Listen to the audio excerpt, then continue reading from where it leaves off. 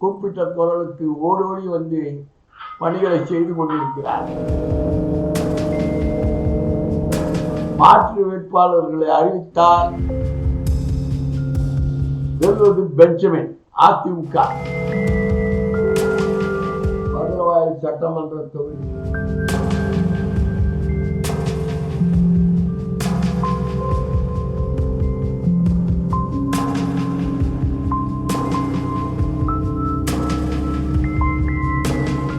சென்னை மாநகராட்சியின் நுழைவாயிலாக உள்ள மதுரவாயல் சட்டமன்ற தொகுதி அயப்பாக்கம், நோலம்பூர், காரம்பாக்கம், வானகரம், ராமாபுரம், சிறுவாக்கம், போரூர், நெற்குன்றம் மற்றும் ஓப்பேர் மற்றும் அம்பத்தூர்ல 2 வார்டுங்க மண்டலத்தில் இருக்கு. 3 கிராம பஞ்சாயத்துகள் அயப்பாக்கம், வானகரம், அடையாளம்பட்டி. இது 3 சென்னை மாநகரத்தில் சேர்ந்து ஒருங்கிணைந்த இந்த தொகுதி. இந்த தொகுதியில கடந்த முறை சட்டமன்ற தேர்தலில் கணபதி சிட்டிங் எம்எல்ஏவுக்கும் அதிமுக சார்பாக பெஞ்சமினுக்கு தான் கடும் போட்டி இருந்தது. போட்டியில நின்றார், வென்றார்.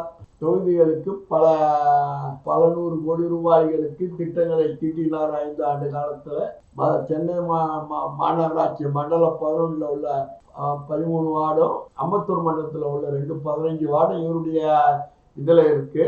இவர் செய்த சாதனைகள்லாம் வந்து சொல்லி அடுக்க மாளாது.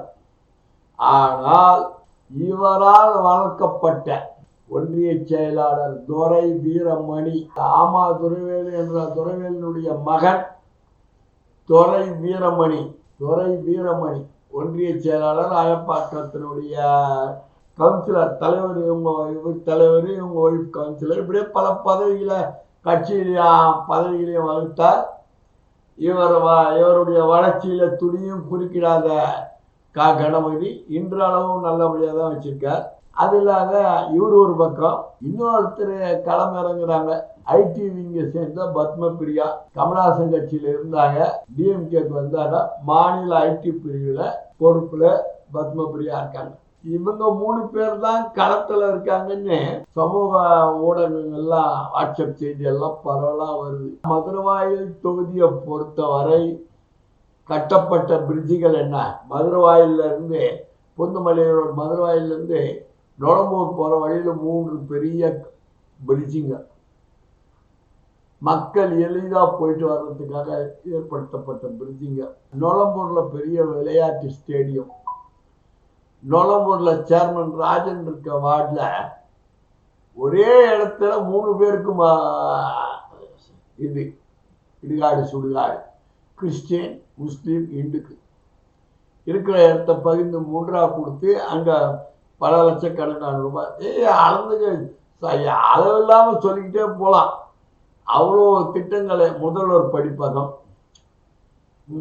அது பாட்டுக்கு அது நடந்துகிட்டு இருக்கு. தரைப்பழாலாம் காணுது.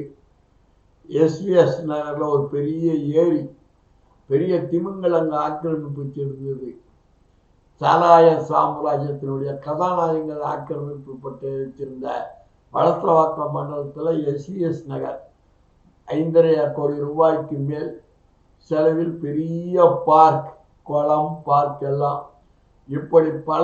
ராமச்சந்திரா மருத்துவக் கல்லூரி 19 ஏக்கரா OSR லேண்ட் மீட்கப்பட்டு, நீர்நிலை புறம்போக்கு லேண்டாக இருந்தாலும் மீட்கப்பட்டு அதில் பெரிய பார்க் நிறுவி அதையும் திறந்து மக்கள் பயன்பாட்டிற்கு விட்டார்.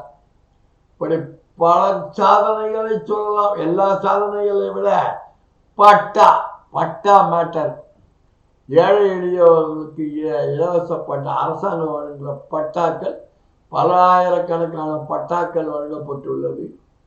வீட்டு வசதி வாரியத்தின் கீழ் அறியாமை வாங்கப்பட்ட மனைப்பிரிவுகள் அனைத்திற்கும் ஒரு வரைமுறையை கொண்டு வந்து சட்டமன்றத்தில் குரல் கொடுத்து இன்றைய 95% பணிகளை முடித்து இன்னும் கமிட்டி ஃபார்ம் பண்ணலை. அந்த கமிட்டி ஃபார்ம் பண்ணி கையெழுத்து போட்டால் கிட்டத்தட்ட பலாயிரக்கணக்கான பேருக்கு வீட்டு வசதியை ஆக்கிரமிப்பு உள்ள நிலங்களுக்கு பட்டா. இப்படியே ஏகப்பட்ட திட்டங்கள், ஏகப்பட்ட மக்கள் பயன்பாட்டுக்கு ஏகப்பட்டது பண்ணியிருக்கார். அது வந்து ஒரு பட்டியல் வரும் தேர்தல் களத்தில். இப்படி இவர் இருக்கார். முந்துகிறார் வீரமணி. இப்படியெல்லாம் ஊடகத்துல செய்தி வருது. வீரமணியும் முந்த முடியாது. கூட்டணி கட்சி யாரும் மதுரவாயில விட்டு கொடுக்க மாட்டாங்க. மதுரவாயல் தொகுதியில ஒவ்வொரு சட்டமன்றத்திலும் குரல் கொடுத்து இவர் மதுரவாயல் தொகுதிக்கு குரல் கொடுக்கின்ற அத்தனை பொருள்களும் சட்டமன்றத்தில் எழுப்பப்பட்ட கேள்விகள் அனைத்தும் தமிழக மக்களுக்கு பொருந்துகின்ற அளவுக்கு கேள்வி வினாக்கள் எழுப்பப்பட்டு தீர்வு காணப்பட்டிருக்குது.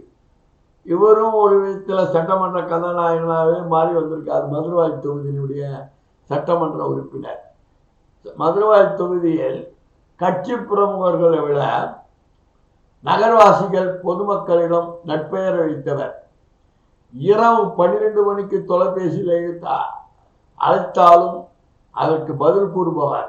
விட்டால் மறுநாள் காலையில் வரிசையாக போன்களை அழைத்து எதற்கு கூப்பிட்டீர்கள் என்று கூப்பிட்ட குரலுக்கு ஓடோடி வந்து பணிகளை செய்து கொண்டிருக்கிறார். நான் ஏற்கனவே ஒரு யூடியூப் செய்தி ஒன்று போட்டிருந்தேன். கனவு யார் வேணாலும் காணலாம், அந்த கனவு நினைவாக வேண்டும். கட்சியில் யார் வேண்டுமென்றாலும் சீட்டு கேட்கலாம், அது அவரவர்களது உரிமை. திராவிட முன்னேற்ற கழக கட்சியில் யார் வேண்டுமானாலும் பணம் கட்டி அப்ளிகேஷன் போடலாம், யாருக்கு வேண்டுமென்றாலும் சீட்டு கொடுக்கலாம், கேட்கலாம். அதுக்கு எந்த விதமான ஆட்சேபனை கிடையாது. ஆனா மாற்று கட்சியிலிருந்து வந்தவர்கள் கேட்டால் வீரமணியை என்னுடைய ஊர் அயப்பாக்கம், என் வீட்டினுடைய ஏரியாவிலே உள்ள பத்மபிரியா சீட்டு கேட்டு சுத்த சொல்ல நான் ஒன்றிய செயலாளர், நான் சீட்டு கேட்டால் என்ன தவறு என்று வினாக்களை சில பேரிடம் சொல்லுகின்றார். இப்பொழுது பரபரப்பாக அவரும் களத்தில் இருப்பதாக காட்டிக் கொள்கிறார். காட்டுவதில் சந்தேகமில்லை. அறிவாலயம் யாருக்கு சீட்டு ஒதுக்குகிறது என்று யாருக்கு தெரியும்? தளபதியினுடைய ஹார்ட்ல உள்ள ஒரு 10-12 பேர்ல நாம் அதில் ஒருவராக கணபதி உள்ளார். அவருக்கும் அறிவாலயத்திற்கும் தலைமைக்கும் தளபதிக்கும் துணை முதல்வருக்கும் மற்றும் அவர்களது கட்சியினுடைய மேல்வட்ட பிரமுகர்களுக்கும் எப்படி தொடர்பில் இருக்கிறார் என்பது அவர்களுக்கு தெரியும். எல்லாம் தெரிந்து கட்சிக்காரர்கள் அனைத்தையும் தெரிந்தவர்கள் தற்போது இப்படி ஒரு உலா வருகிறது, என்னுடைய வாட்ஸ்அப்கே வருகிறது. ஆகவே தான் இந்த காணொலியை நான் வெளியிடுகிறேன். இந்த யூடியூப் சேனல் வழியாக மதுரவாயல் தொகுதி சட்டமன்ற உறுப்பினர், திராவிட முன்னேற்ற கழகம் மதுரவாயல் தொகுதியில் நின்றால் வெல்வது கணபதி தான். அதில் எந்த விதமான மாற்றம் கிடையாது. மாற்று வேட்பாளர்களை அறிவித்தால் வெல்வது பெஞ்சமின் அதிமுக, அதிலும் எந்த விதமான மாற்று கருத்து கிடையாது. இது அறிவாலயத்திற்கே தெரியும், மதுரவாயல் தொகுதி மக்கள் அனைவருக்கும் தெரியும். ஆகவே அவர்கள் அதிகாரப்பூர்வமாக வாட்ஸ்அப்களிலும் யூடியூப் சேனல்களிலும் கருத்துக்களை தெரிவிப்பது அவர்களது உரிமை. தேவையில்லாமல் குழப்பத்தை உண்டு பண்ண வேண்டும் என்று அரிப்பிரியா வீரமணி முந்துகிறார். இன்னையா சீட்டாயா கொடுத்துட்டாங்க, அவருக்கு சீட்டா கொடுத்துட்டாங்க. அவருக்கு முன்னிலையில் இருக்கிறார், முந்துகிறார் எல்லாம் போடுறீங்க போடல. யாரு ஒன்னாலும் காணொலிகளை போடுறது இல்லை.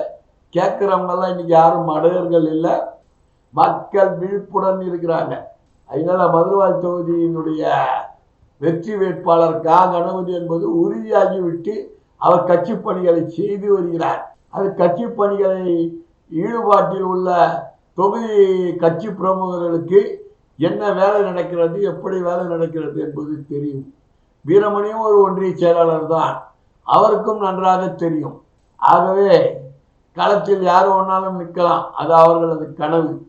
ஆனால் மதுரவாயல் தொகுதியில் நிற்பது திமுக, வெல்வது கணபதி நிச்சயம் உறுதி, அதில் எந்த மாற்றமில்லை. மதுரவாயல் தொகுதியில் திமுகவை தவிர வேறு மாற்று கட்சியினருக்கு இந்த தொகுதி ஒதுக்கப்பட்டால் அதிமுக வேட்பாளர் பெஞ்சமின் வெல்வது உறுதி. மற்றொரு காணொலியில் சந்திப்போம்.